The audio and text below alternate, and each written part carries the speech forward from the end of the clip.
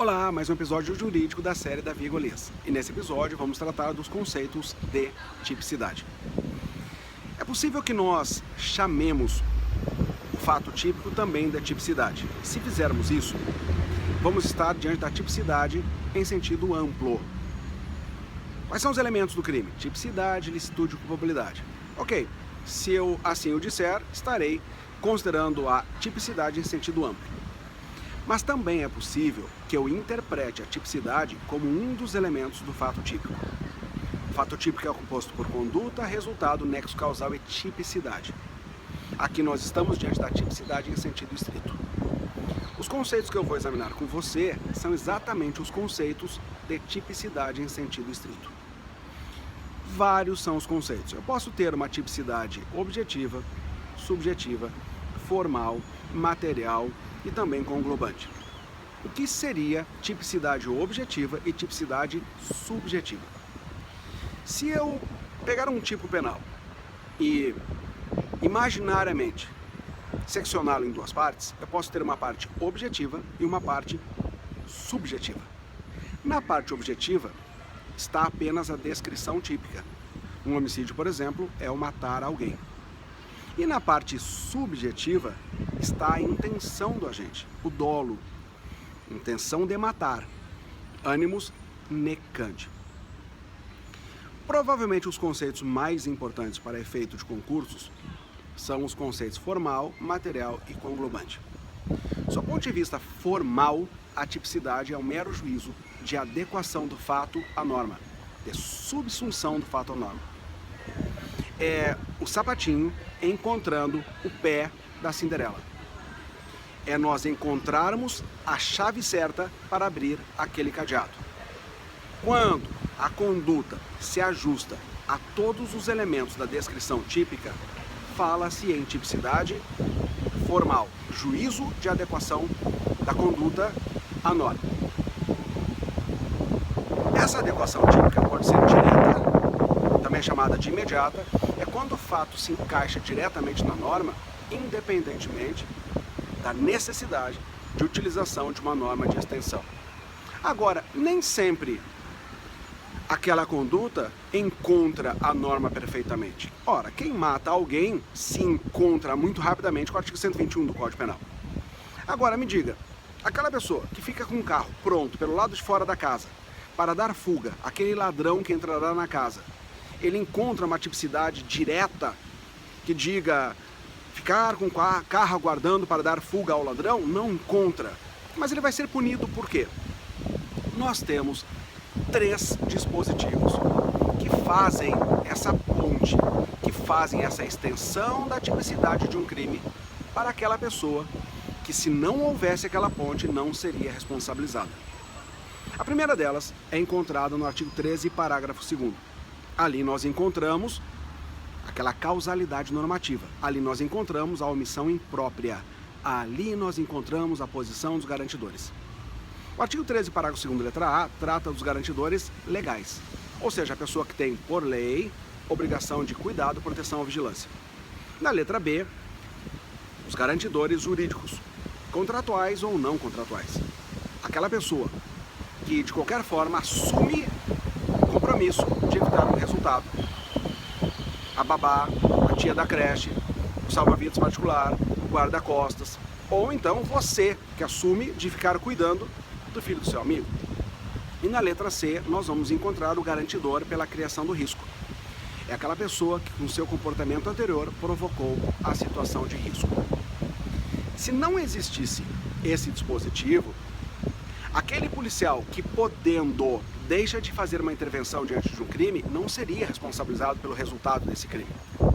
O policial está em um cenário de assalto e ele pode fazer uma intervenção e salvar a vítima, e ele não faz, e a vítima é morta. Vai ser responsabilizado pelo quê? Pelo resultado.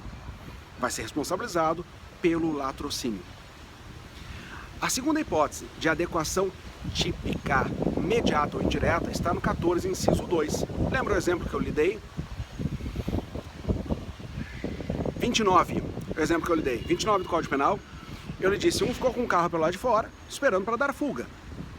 Ora, não existisse a figura do concurso de agentes, quem de qualquer modo concorre para o crime incide as penas elecuminadas à medida de sua culpabilidade, ele não seria punido. Então o 29, que trata do concurso de pessoas, também é uma forma de adequação típica imediata. Agora sim, o 14, inciso 2, contempla a terceira hipótese de tipicidade imediata, indireta, que é a tentativa. O sujeito efetuou 6 disparos de arma de fogo na vítima e ela não morreu. Não morreu por circunstâncias alheias à vontade do agente. Não existisse o 14, inciso 2, esse agente não seria punido.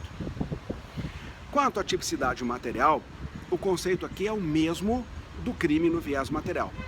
Só haverá tipicidade se houver lesão ou ameaça a bem jurídico tutelado.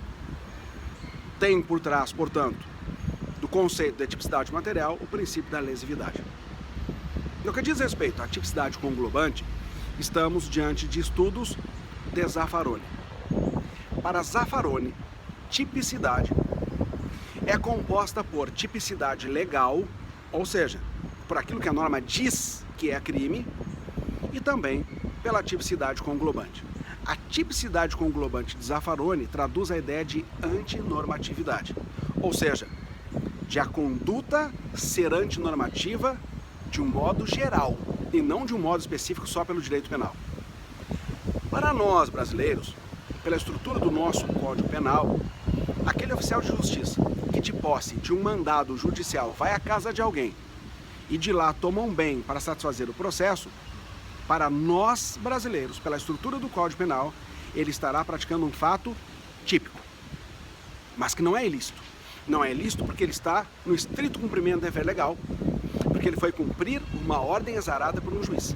E esse juiz só autorizou ele ir lá, e às vezes até usar a força, porque o ordenamento jurídico o autoriza a fazer isso. Para Zaffaroni, não há a menor razoabilidade de nós considerarmos que esse fato é típico. Porque para ele, se determinado ramo do direito, pensemos que o direito civil autoriza ou no mínimo fomenta aquela conduta, como há falar na possibilidade de o direito penal querer punir aquilo como fato típico? Por isso que Zaffaroni pugna por uma visão sistêmica, por uma visão global, por uma visão conglobante de sistema. A frase que muito bem sintetiza a tipicidade conglobante de Zaffaroni é: a conduta que de qualquer forma for autorizada ou fomentada pelo direito não pode ser punida pelo direito penal. Se qualquer ramo do direito penal autoriza ou fomenta aquela conduta, o direito penal não pode se arvorar em querer tipificá-la como crime. Esse é o conceito de tipicidade conglobante.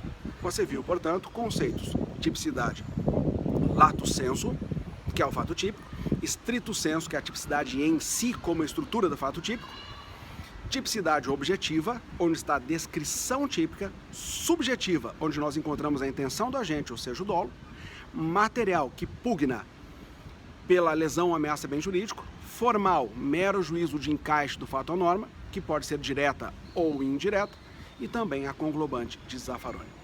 Se você gostou e achou útil, você pode me acompanhar nas minhas redes de distribuição de conteúdo, tanto pelo YouTube, no meu canal no YouTube, quanto no podcast. Você pode assinar aos dois, são gratuitos, para ser notificado dos próximos episódios.